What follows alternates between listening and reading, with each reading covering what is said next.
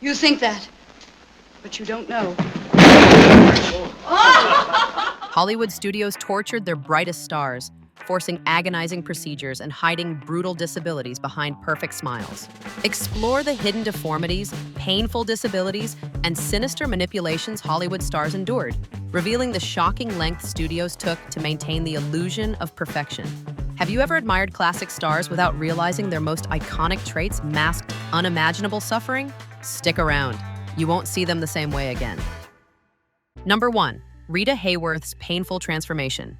How far did Hollywood go to erase Rita Hayworth's heritage? Born Margarita Carmen Cancino, Rita Hayworth underwent an astonishing physical transformation orchestrated by Columbia Pictures. Studio executives deemed her Spanish heritage unmarketable, forcing her through brutal electrolysis sessions without anesthesia to raise her hairline and diminish her ethnic features. For weeks, she endured agonizing pain as electric needles burned away her natural hairline inch by inch, leaving her scalp covered in painful scabs and permanent scars. The psychological toll was equally devastating.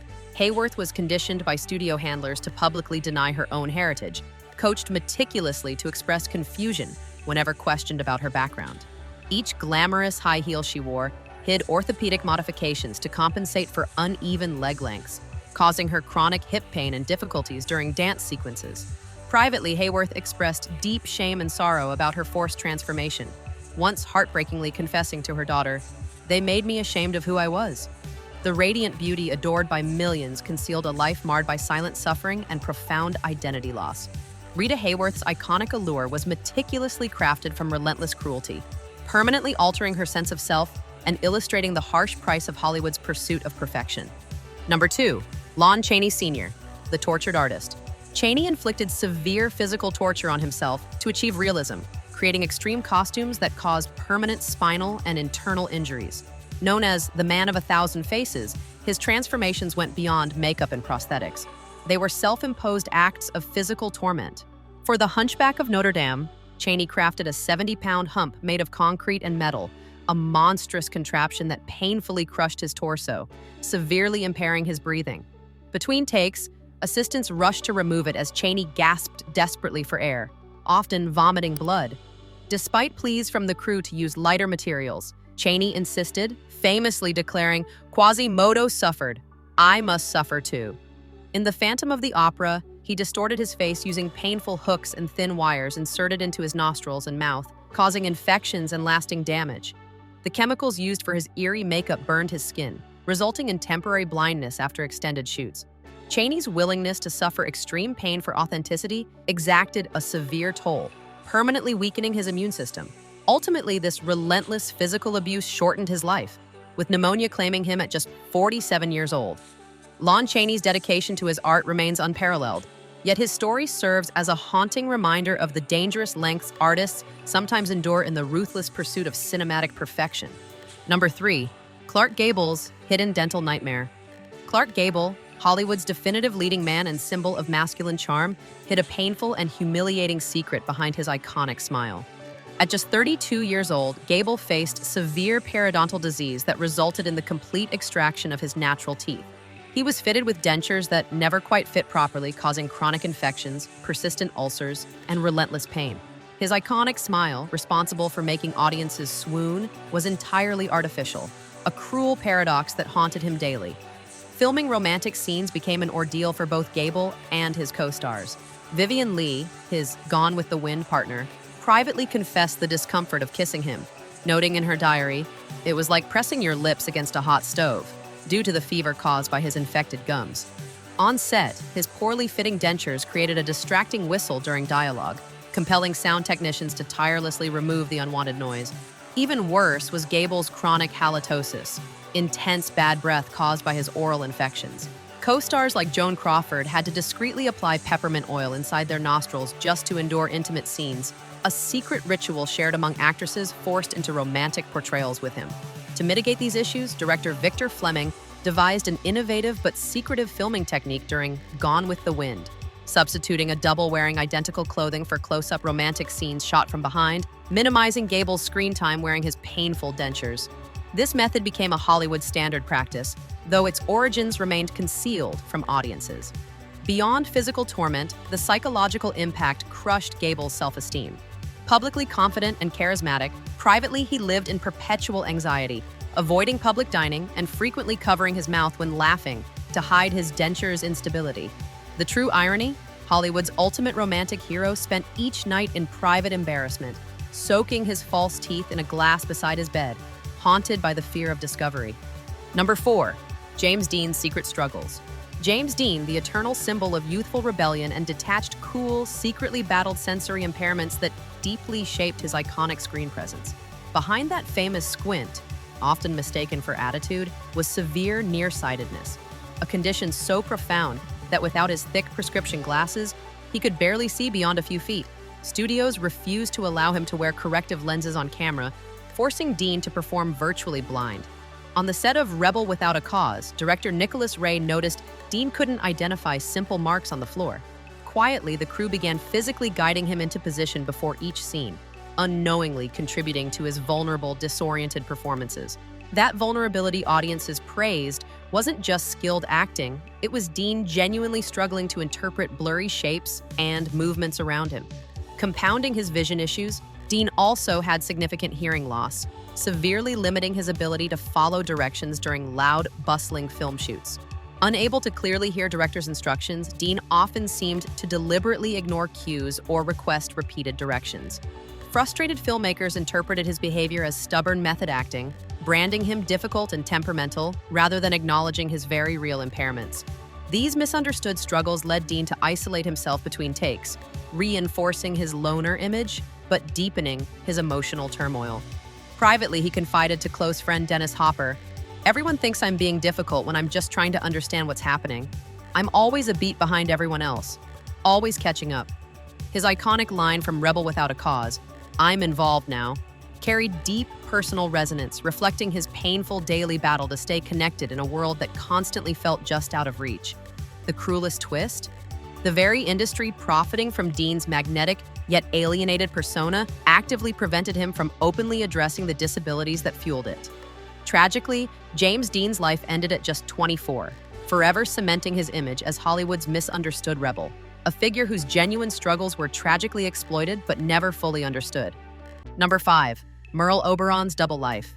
Merle Oberon, one of Hollywood's most celebrated beauties, lived a heartbreaking double life defined by physical and emotional suffering. In 1937, a devastating car accident nearly ended her rising career, leaving Oberon severely disfigured with deep facial scars and partial facial paralysis. Her husband, cinematographer Lucien Ballard, invented an entirely new lighting technique, the Obi light, specifically to conceal these injuries, casting flawless illumination onto her damaged face. Though the invention revolutionized filmmaking, its true purpose was kept secret, publicly presented merely as a flattering lighting innovation. But beneath the visible scars lay an even deeper, more devastating secret: her mixed racial heritage. Born in India to an Anglo-Indian mother, Oberon spent her life hiding her true ethnicity, a necessity in a Hollywood era when stardom was reserved exclusively for white actresses. Each day began with hours applying thick layers of whitening makeup, a painful chemical concoction that gradually destroyed her skin, causing severe rashes and persistent pain. Oberon's carefully manufactured identity publicly proclaimed she was from Tasmania, an elaborate lie maintained by studio executives and reinforced through carefully controlled press releases. The psychological cost was unimaginable.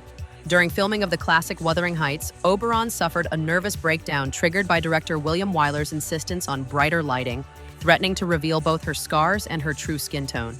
Production halted for days while studio PR crafted a false story about exhaustion, further deepening her emotional wounds.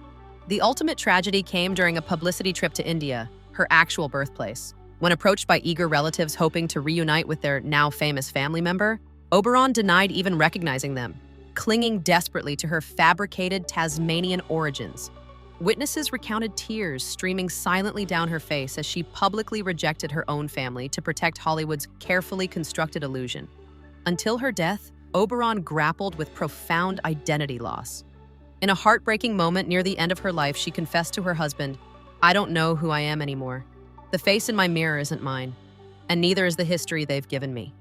Oberon's life, overshadowed by deception, pain, and emotional trauma starkly illustrates the human cost exacted by Hollywood's ruthless demand for perfection. Number 6. Jean Tierney's invisible battles. Jean Tierney, acclaimed for her extraordinary beauty, secretly battled severe disabilities that deeply affected every aspect of her life and career. Her striking, vibrant presence on screen masked severe color blindness, a disability Hollywood ruthlessly ignored. Costume fittings became daily humiliations, as Tierney discreetly memorized outfits by texture rather than color. She lived in constant fear of being publicly embarrassed, terrified someone might casually ask her opinion on shades she couldn't even distinguish. During filming of Leave Her to Heaven, Tierney was tasked with identifying a specific red boat among several others in a harbor scene. She painstakingly memorized its position, only to have the boats rearranged without her knowledge. The confusion led to a humiliating confrontation with the director, who berated her in front of the entire crew. It wasn't until a crew member quietly intervened, realizing the real issue, that she was given discreet help. But Tierney's struggles ran far deeper. She suffered profound mental health challenges, battling severe depression and bipolar disorder. Instead of proper medical care, studio physicians secretly administered unregulated injections, a dangerous mixture of amphetamines and barbiturates, to forcibly control her moods and keep her performing, pushing her to a breaking point.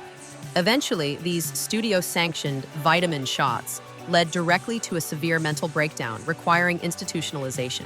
The treatments she endured, including electroconvulsive therapy, caused permanent memory loss and cognitive damage.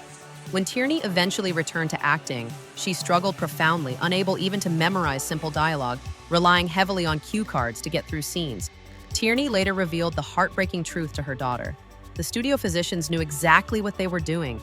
They were burning the candle at both ends, calculating how many films they could squeeze out before I broke completely. The glamorous face audiences adored became her prison, masking an invisible disability that Hollywood cruelly exploited rather than accommodated. Tierney's story isn't just a tale of a star struggling silently.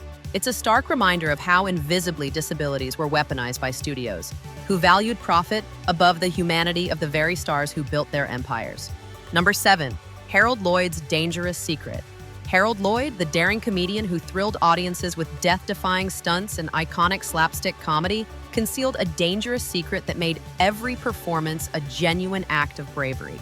In 1919, Lloyd suffered a horrifying accident on set when a prop bomb exploded prematurely, blowing off his thumb and index finger and severely damaging nerves throughout his entire right hand. Hollywood's solution was ruthless: conceal the injury completely or lose your career. Lloyd adapted by crafting an elaborate prosthetic glove designed to hide his disability, appearing perfectly natural on screen, but drastically limiting his grip strength.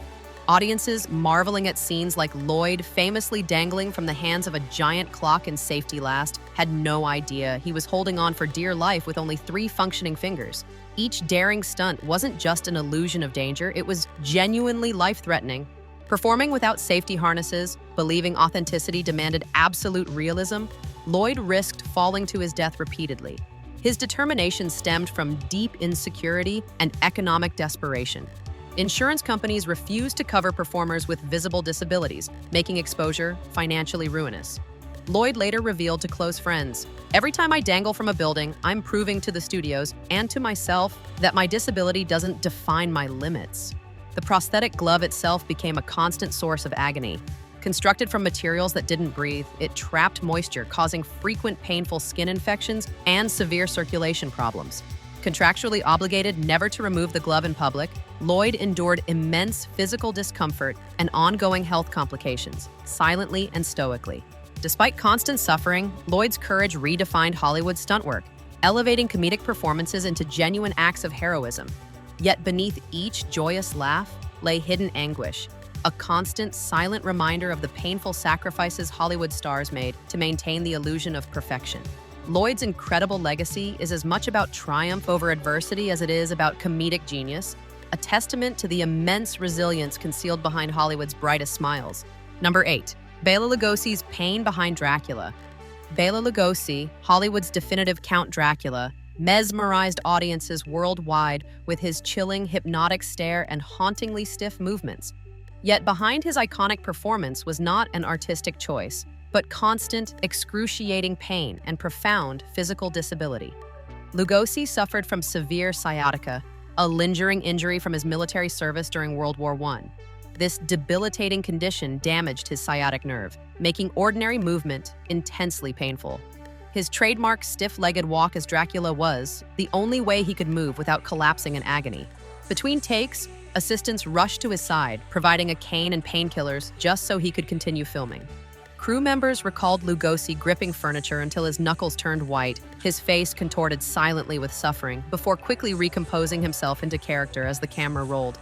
Adding to his struggles was a traumatic brain injury sustained during the war, profoundly affecting his speech and language processing. Lugosi memorized dialogue phonetically, painstakingly rehearsing lines that, to him, were little more than collections of sounds.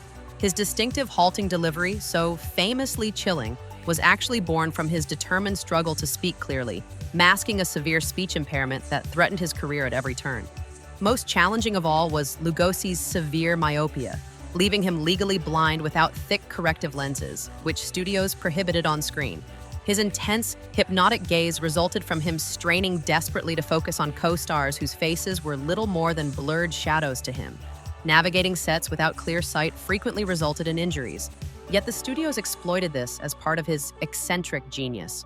Tragically, Universal Studios leveraged Lugosi's disabilities for profit, marketing his authentic suffering as deliberate acting choices.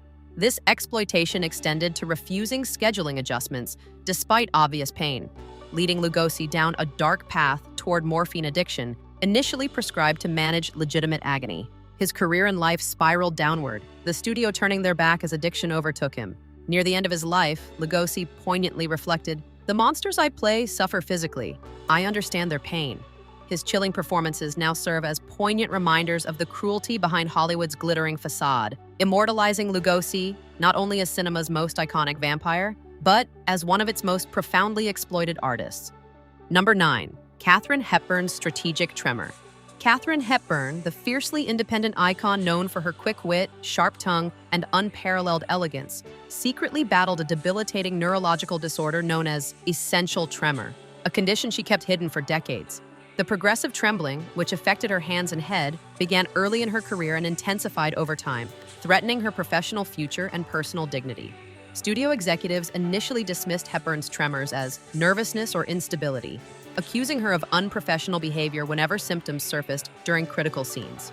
Determined not to let the condition define her or jeopardize her career, Hepburn devised ingenious coping mechanisms to disguise the involuntary shaking. Her rapid-fire, clipped speech and distinctive rhythmic delivery were intentionally crafted to distract audiences from noticing her head tremors. Fashion became another crucial strategy. Hepburn popularized high-necked garments, tailored scarves, and outfits with discreetly designed pockets where she could inconspicuously anchor her trembling hands. Watch any Hepburn film closely, and you'll notice constant, deliberate movement, walking briskly, turning sharply, using carefully planned gestures, all designed to mask her involuntary shaking beneath purposeful motion. Director George Cukor became her closest professional ally, developing innovative filming techniques specifically tailored to accommodate her condition. He insisted on longer takes, allowing Hepburn the rhythm and freedom to conceal her tremors naturally, and carefully angled shots to obscure any visible signs of shaking. Yet these accommodations were fiercely resisted by skeptical studio executives, who considered Hepburn's insistence on such measures eccentric and difficult, rather than understanding their true necessity. Off-screen, Hepburn's vibrant personality masked deep emotional strain. Social events filled her with anxiety, as tremors intensified with stress, forcing her to decline countless invitations and cultivate a persona of aloofness and isolation. Privately, she revealed to her partner Spencer Tracy, "I'm not eccentric, I'm strategic. Every choice I make is about controlling what people see." Hepburn's renowned independence and legendary career weren't just results of fierce determination. They were triumphs of innovation, born from necessity. Hollywood celebrated Hepburn's style, mannerisms, and unique charisma without ever realizing these iconic qualities were not merely artistic choices, but strategic adaptations to conceal profound disability. Today, Hepburn's legacy stands not only as cinematic brilliance, but as a powerful testament to human resilience, creativity, and the extraordinary ability to transform adversity into lasting artistry. Number 10. Lionel Barrymore's forced transparency.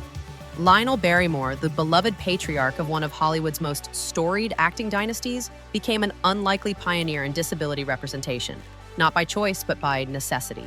In the early 1930s, Barrymore developed severe arthritis so crippling it left him in constant pain and rapidly eroded his mobility. Compounding this was a broken hip that failed to heal properly, leading to permanent damage from a bone infection. At first, MGM refused to acknowledge his condition. Desperate to keep one of their most bankable stars on screen, studio executives forced Barrymore to wear painful, custom-made metal leg braces beneath his costumes. These devices were designed to make him appear upright on camera but inflicted unbearable pain, cutting into his skin and leaving his undergarments soaked in blood. As soon as the director yelled "cut," Barrymore would collapse in agony, only to be hoisted back up for the next take. Eventually, when Barrymore could no longer walk or stand, MGM had a decision to make: terminate his contract or accommodate his disability. Reluctantly, they allowed him to continue acting from a wheelchair, but with conditions. The studio crafted a narrative that attributed his disability to a one-time injury rather than a degenerative disease. The illusion was important. Disability could only be temporary in the Hollywood mythos, never permanent or, worse, human. Even after adapting his roles to include the wheelchair, the exploitation didn't stop. Barrymore's salary was slashed under the guise of limited capacity, despite his continued box office success. When he protested, executives threatened to suspend him without pay, knowing he relied on the income to cover mounting medical expenses.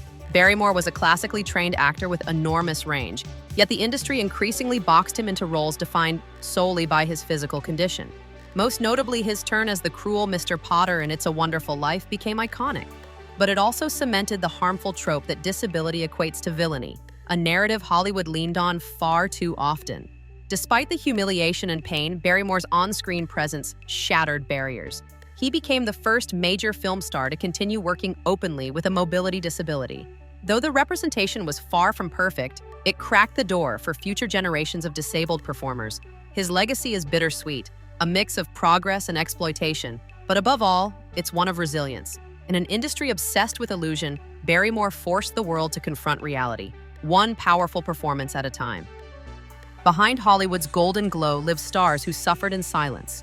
Their disabilities were concealed, denied, or exploited, all to protect an illusion of perfection. Studios turned real pain into marketable mystique, while performers like Rita Hayworth, James Dean, and Bela Lugosi paid the price with their bodies and minds. The tragedy? The traits that made them iconic often came from what they were forced to hide. Their strength created legends. Their silence protected an industry. But their stories, finally uncovered, remind us that true greatness comes not from perfection but from perseverance. Next time you watch a classic film, remember, the most powerful performances often came from the deepest pain.